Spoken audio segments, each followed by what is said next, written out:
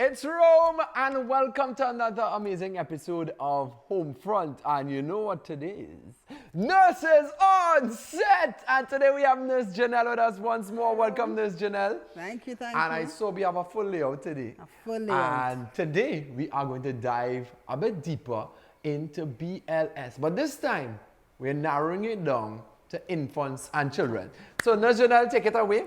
We are going to discuss BLS. What's the difference in terms of, well, I know BLS is basic life support, yes, between the children and the adults. So the thing with the children is that they're going to respiratory arrest before they go into cardiac arrest. Whereas the adults, it was, I told you, 99% of the time when they collapse, it's because of a cardiac problem. Okay. Right, so with children, the steps are a little different.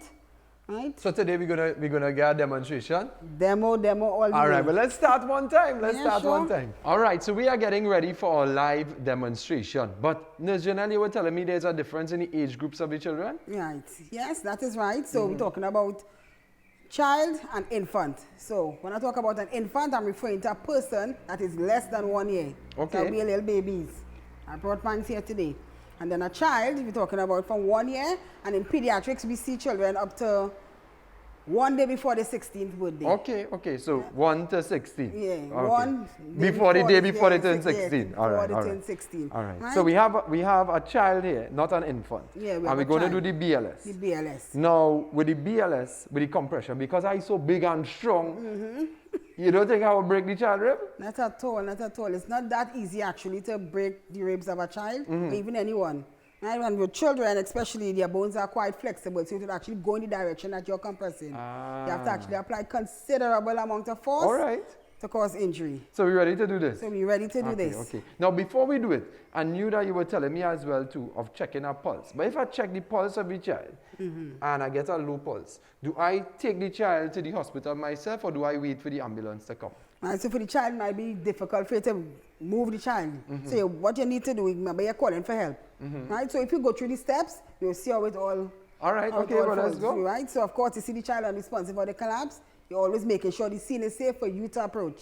Once you do this, you want to stimulate the child. Hello, are you okay? If there is no response, you want to call for help or shout for help. So you can either pull out your cell phone, dial 811, or you shout for help. Then you want to perform your airway opening maneuver. So that is the head, tail, chin lift. Right. Right? So you placing the hand nearest to the person, forehead, and opening, lifting the chin. So at this point now, you need to go down close to the person. So you're going to look, listen, and feel. So I'm looking for rise and fall of the chest at that time. Whilst I'm here, I'm listening to see if there's any sound. And here as well, feeling for any breath against my cheeks. If I don't see anything there, I then need to start giving 5 rescue breaths. And remember, I said that children are going to respiratory arrest before they go into cardiac arrest, right? So the breaths are important at this point. Right, so I'm going to use my barrier device. Ideally, you should always have one, right? But of course, if it's your own child, you know, you're jumping straight. You wouldn't need that if it's yours. Right, so I'm going to give the breaths, do my head tilt chin lift maneuver, right? But the thing with children now, you don't want to hyperextend the head. So the position that you extend in the head is what we call the sniffing position. So like, take a breath of morning fresh air. So you're not overextending because the anatomies mean that the head are big, they have large occiput. So the tongue could fall back and occlude the airway. Okay. Right? So it's just enough to open the airway and you deliver your breaths. I see you right. Well, you see you rise and fall, right? 3, 4, 5. So you're giving 5 deep breaths. 5 each over 1 second. After you're done this now, then we're going on to check for your pulse. And remember our places, right? So for the child, you can check for the pulse by the neck, or you can check for the pulse by the arm. All right. Okay. Right? So you're checking for the pulse, and it's taking no more than 10 seconds. Okay. Now for the children, the indication for starting the compression will depend on 2 things. Remember the adults, if there is no pulse, you're going to start a compression. But for the children, it's either there is no pulse, or if the pulse is less than 60. So what that actually means, in that 10 seconds, you should get at least 10 beats. Okay. If you don't get that, you're going to start your compressions. Right. And the landmark again for the chest compressions is the same. I remember so tell me, center and then center with the chest. So you say middle of the chest between the breast lines. So the same landmark. In terms of giving the chest compression, it really depends on the size of the child in front of you. Right? So you may choose to use one hand, same landmark, Or you can choose, you can do 2. But do you depending give on the size. same number of compressions to a child as you would to an adult? No. Because remember the last episode we spoke about that and it was 30 to 2. So this time you will be given 15 compression because remember the breaths are very important for the children. So 15 compression followed by 2 breaths. 15 to 2. Okay. 15 to 2. And you're doing this 5 times before you could stop and assess again. All right. For the signs of life. Okay. Right, so this at this point, if you call for help and you didn't get any help, remember you was asking if you should take the child. You may not be able to run with the child because the child might be too big. But what you can do is make sure and give your 15 to 2 before you may be able to run out in labor and maybe call for help. Right? If it was the infant, it's different because the infant is smaller. All right. Right, so you can run with the infant doing the compressions. Right, so I just want to point out, so this is how we do it for the child. All right, so let me try this one here. All right, so the child put back, and then I would give him 5 breaths. Yeah, after you look, listen, and feel. After I look, listen, and feel. Yes. And then I'm going to give my 15 compressions. Yes. Right. And Because I use my middle of the rhythm, chest, right? the breastbone. And then the arm. Staying alive.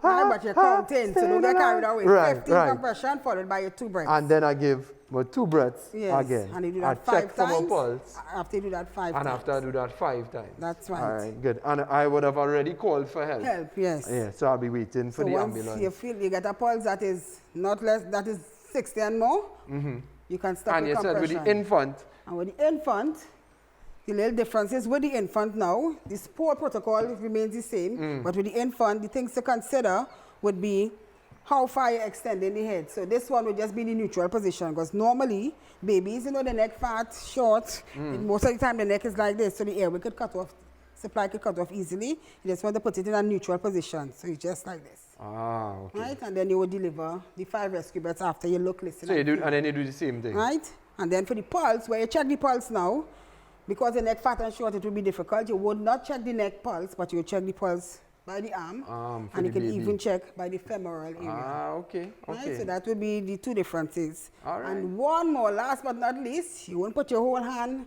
on the chest. See the chest area is small. You're going to use your middle finger and your index, and you can do this. Ah, with the baby. With the So that would baby. be the biggest difference Right, with the baby. or you could then circle.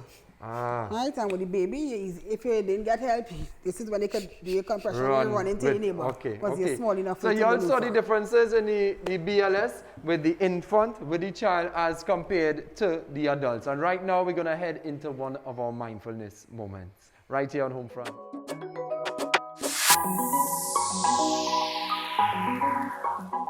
Welcome to this mindfulness moment. I invite you to join me to just be. So just closing your eyes, sitting comfortably in your chair,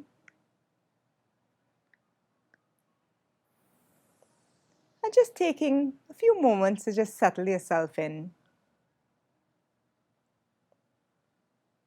And just noticing what comes into your awareness. Maybe you hear some sounds around you, and you can just note that that's hearing. Just mentally say to yourself, hearing, hearing. Maybe you sense something in your body, and you can say to yourself, feeling, feeling. Maybe you're aware of thoughts in your mind, and you can say to yourself, thinking, thinking. When we take our time to just note what comes into our awareness, what we're experiencing, it helps us to quiet the mind and to calm the body. So remember, you can always take this time to be here now.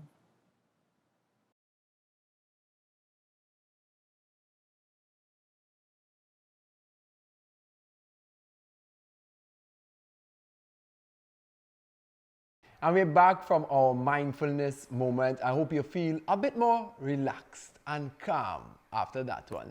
We want to thank you all very much for joining us on another episode of Nurses on Set right here on the home front. My name is Rome. Thank you again to Heritage in Cascade for accommodating us for this episode. To the PED CARES Foundation, love you guys. Keep supporting those children, and you'll keep on supporting the PED CARES Foundation. Remember, they support all of the different departments of the pediatric unit right there in Mount Hope. So keep donating. We definitely appreciate it. It's Rome. It's home front. Thank you guys once more for joining us. See you tomorrow, same time, same place, right here on TV6.